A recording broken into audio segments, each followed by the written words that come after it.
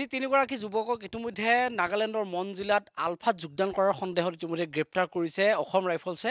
তাৰ পাছতেই যি তিনিগৰাকী যুৱক আছিলে সেই তিনিগৰাকী যুৱকৰ এগৰাকী যুৱক হৈছে বিকাশ ডেকা, আৰু বিকাশ ডেকাৰ ঘৰ হৈছে ওদালগুৰি জিলাৰ টংলাৰ জলাহত। আৰু টংলাৰ জলাহৰ বিকাশ ডেকাৰ বাসগৃহত এই মুহূৰ্তত আহি মই উপস্থিত হৈছোঁ। আৰু দেখা গৈছে যে ইতিমধ্যে শোকাতুৰ হৈ পৰিছে বিকাশ ডেকাৰ মাতৃ আৰু সমগ্ৰ পৰিয়ালবৰ্গ। আৰু দেখা গৈছে যে নাগালেণ্ডৰ সেই মন জিলাত আলফা স্বাধীনত যোগদান কৰিবলৈ গৈ থকা অৱস্থাতে আচলতে অসম ৰাইফলছে গ্ৰেপ্তাৰ কৰিছে। তাৰ পাছতে এই পৰিয়ালটো যথেষ্ট উদ্বিগ্ন হৈ পৰিছে, ক'ত আছে কেনেকৈ আছে এতিয়া তেওঁলোক শোকত ভাগি পৰিছে। বিশেষকৈ একমাত্ৰ সন্তান হোৱাৰ বাবে আচলতে নিজৰ মাতৃগৰাকী আচলতে পুত্ৰৰ বেদনাত এনেকৈ শোকবিহ্বল হৈ পৰিছে। মই পৰিয়ালৰ আন সদস্যৰ লগতে পিতৃ আৰু মাতৃ মোৰ লগত এই মুহূৰ্তত উপস্থিত আছে। আৰু মোৰ সহযোগী ভিডিঅ' জাৰ্নেলিষ্ট গিৰিনে ঘৰখনৰ পৰিৱেশটো প্ৰথমে দেখুৱাই লৈছে। চাওক, এইখন এখন ঘৰ অতি দুখীয়া পৰিয়ালৰ, এটা সাধাৰণ পৰিয়ালৰ ঘৰ। আৰু একমাত্ৰ সন্তান আছিলে বিকাশ ডেকা, আৰু বিকাশ ডেকা কিছুদিন ধৰি আচলতে ঘৰখনৰ পৰা নিখোজ হৈ আছিলে।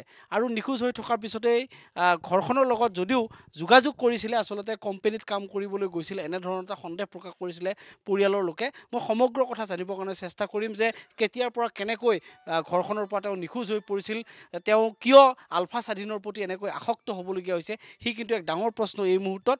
কাৰণ ক্ৰমাৎ আচলতে বৃদ্ধি হৈছে নেকি যে আলফাৰ সদস্য ভৰ্তিৰ এই ধৰণৰ এটা যি অপাৰেশ্যন বা অভিযান, সেই অভিযান আচলতে বৃদ্ধি হৈছে নেকি, তাত কিন্তু এটা সন্দেহ আহি পৰিছে। এইকাৰণেই যে কিছুদিন আগতে কেইবাগৰাকীও যুৱতীয়ে আলফাত যোগদান কৰাৰ পিছত এই তিনিগৰাকী যুৱকক পুনৰ যেতিয়া আলফাত যোগদানৰ সন্দেহত গ্ৰেপ্তাৰ কৰিছে, তাৰ পাছতেই অধিক সন্দেহ ঘনীভূত হৈ পৰিছে। মই মাতৃগৰাকীৰ পৰা জানিবৰ কাৰণে চেষ্টা কৰিম।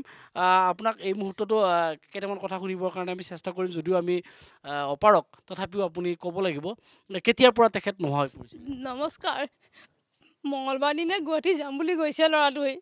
মা মই গুৱাহাটী যাওঁ। মই বাবা কিয় যাওঁ গুৱাহাটীত, দোকানখনত সুমি আছা বুলি কৈছিলোঁ।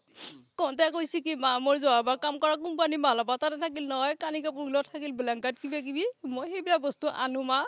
আৰু মই জুবিনদাৰ ঘৰতো যাম মা একপাক বুলি কৈছে। মই কৈছোঁ কি এটা কথা উলিয়াই থাকা দে তুমি বুলি ক'লোঁ। কওঁতে পিছত দে যাব খুজিছে, যা সোনকালে আহিবি দে এবাৰ বুলি কৈছোঁ। কওঁতে সেইদিনাখনে গৈছে, যাই কৈছে মা মই জুবিনদাৰ ঘৰৰ পৰা আহিলোঁ, আহি পেলাই মই এতিয়া জুবিন গাৰ্ডৰ লগত ঘূৰে, তাৰমানে নুঘূৰে, ঘূৰিলেও তাৰমানে অলপমান হেৰি আছে, বছৰত এবাৰ হ'লেও যায়, তাৰমানে ইলিশ্যনটো আছে। গান মাৰি খুব ভাল পায় ল'ৰাটোৱে। ঘৰতে বহুত ফাল্টুমি কৰিও গান চান মাৰি থাকে। তাৰ হাৰমনিয়াম আছে, ঢোল আছে। পঢ়া শুনা সি মেট্ৰিক পাছ কৰিব নোৱাৰিলে। কি কোম্পানীত কাম কৰিছিলে? কোম্পানী কামটো বা কি নাজানো তাৰ, এনেই হেৰি কাম। কিমান বছৰ ধৰি কাম কৰিছিলে কোম্পানীত? বছৰ এটা হৈছে আৰু লকডাউনৰ কাৰণে আহি আৰু মঙলবাৰৰ পৰা আজি কেইদিন হ'ল? যি মঙলবাৰৰ পৰা আজি এতিয়া সোমবাৰ, আজি এসপ্তাহ 6 দিনত পৰিলে, 6 দিন হ'ল, 6 দিন 7 দিনে হ'ল। আজি কথাটো কেতিয়া গম পালে আপোনালোকে? আজি গম মানে আমাৰ টংলাত আমাৰ হেৰি বৰডেকা বৰষুণীয়া থাকে, তেওঁলোকে বোলে টিভিত দেখা পাইছে। টিভিত দেখা পাই তাৰমানে আমাক ফোন কৰি কথাটো সুধিছে। আমি গম পোৱা নাই পিছে বুলি কৈছোঁ। ক'ত গৈছে সি এনে গুৱাহাটী গৈছে, গুৱাহাটীত যাম বুলি কৈ থৈ গৈছে। আমাক ফোন কৰিছে নাই, ফোন সদায় কৰি আছে বুলি কৈছোঁ আমি।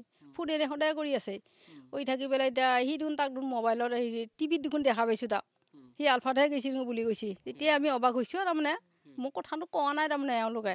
আপোনালোকৰ একমাত্ৰ সন্তান মই এটাই। মই দেউতাকৰ পৰাও কিছু কথা জানিবৰ কাৰণে চেষ্টা কৰিম।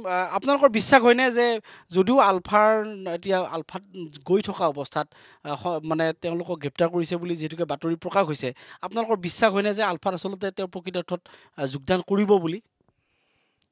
আমাৰ এইমাত্ৰ ইটি ল'ৰা এইটো সচৰাচৰ জুবিনদাৰ ওচৰত যায়। আৰু আমাৰ তাতে এতিয়া য'ত এই গুৱাহাটী নাৰায়ণা হস্পিটেলৰ ওচৰত আগতে কাম কৰিছিল, যায় লকডাউনত ঘৰত গুচি আহিল। আৰু এতিয়া যি সেইবিলাকত যাব বুলি মই অসম্ভৱ, বিশ্বাস নহয়। হয়তো হেৰি এইগিলা গায়কৰ লগত ফুৰা চলি সেনেকৈ হয়তো ফুৰিব যাবতো পাৰে, মোৰ বিশ্বাস। মানে গান গাইছিলে? গান গাই। জুবিনক কেনেকৈ কেতিয়া ক'ত লগ পাইছিলে? জুবিনক লগ পোৱাটো এই এটা পবিত্ৰ ৰাভাৰ তাত যেতিয়া আহে, তেতিয়া আমাৰ বিহুৰ কাৰণে এটা ঢোল এটা কিনি দিব লগা হ'ল। যেতিয়া ঢোল কিনি দিব লগা হ'ল, মোৰতো পইচা নিৰূপায়। এই বাঁহৰ খুটাত থোৱা পইচাকেইটা থুপুৰাই লৈ মই তাক জুবিন গাৰ্গক লগ কৰিব যাম বুলি আচলতে সেইদিনাখনৰ পৰা নোহোৱা হৈছিল। সেইদিনা জুবিন দাত সেনেকৈ বছৰৰ মূৰত এবাৰ হ'লেও যায়তো, সেনেকৈ গুচি গ'ল প্ৰতি বছৰতে জুবিন গাৰ্গৰ ঘৰলৈকে যায় যায় খুব তাৎপৰ্যপূৰ্ণ কথা যে জুবিন গাৰ্গৰ এগৰাকী অত্যন্ত অনুৰাগী আৰু জুবিন গাৰ্গক আচলতে লগ পোৱাৰ বিষয়টোৱে প্ৰথম কথা আছিলে যে ইয়াত পবিত্ৰ ৰাভা যিহেতুকে জুবিন গাৰ্গৰ এগৰাকী অন্যতম ঘনিষ্ঠ বন্ধু আৰু জুবিন গাৰ্গৰ এই ঘনিষ্ঠ বন্ধু পবিত্ৰ ৰাভাৰ ইতিমধ্যে ঘৰ হৈছে টংলাৰ জলাহত আৰু এওঁলোকৰ ঘৰ হৈছে টংলাৰ জলাহত আৰু তেনে সুবাদতে আচলতে জুবিন গাৰ্গক অতি ওচৰৰ পৰা পাবৰ কাৰণে সক্ষম হৈছিল বা সংস্পৰ্শলৈ আহিবৰ কাৰণে সক্ষম হৈছিল আৰু জুবিন গাৰ্গক আচলতে লগ কৰিবলৈ যাম বুলি ঘৰত কৈ আচলতে এইজন যুৱক নিখোজ হৈ পৰিছিল আৰু তাৰ পাছতেই যেতিয়া বাতৰিত সবিস্তাৰে তেওঁক ইতিমধ্যে গ্ৰেপ্তাৰ কৰাৰ বাতৰি সবিস্তাৰ প্ৰকাশ হ'ল তেতিয়াহে আচলতে পৰিয়ালৰ লোকে এই সমগ্ৰ কথা জানিবলৈ পাৰিলে নিঃসন্দেহে আচলতে তদন্তৰ আওতাত অহাৰ পিছতে গম পোৱা হ'ব যে প্ৰকৃতাৰ্থত সেই তিনিজন যুৱকৰ লগত আন দুজন যুৱকৰ লগত বিকাশ ডেকা আচলতে প্ৰকৃতাৰ্থত আলফালৈ আচলতে যোগদান কৰিব গৈছিল নে আন কিবা কামত গৈছিল সি কিন্তু পৰৱৰ্তী পৰ্যায়তহে আৰক্ষীৰ অনুসন্ধানত ওলাই পৰিব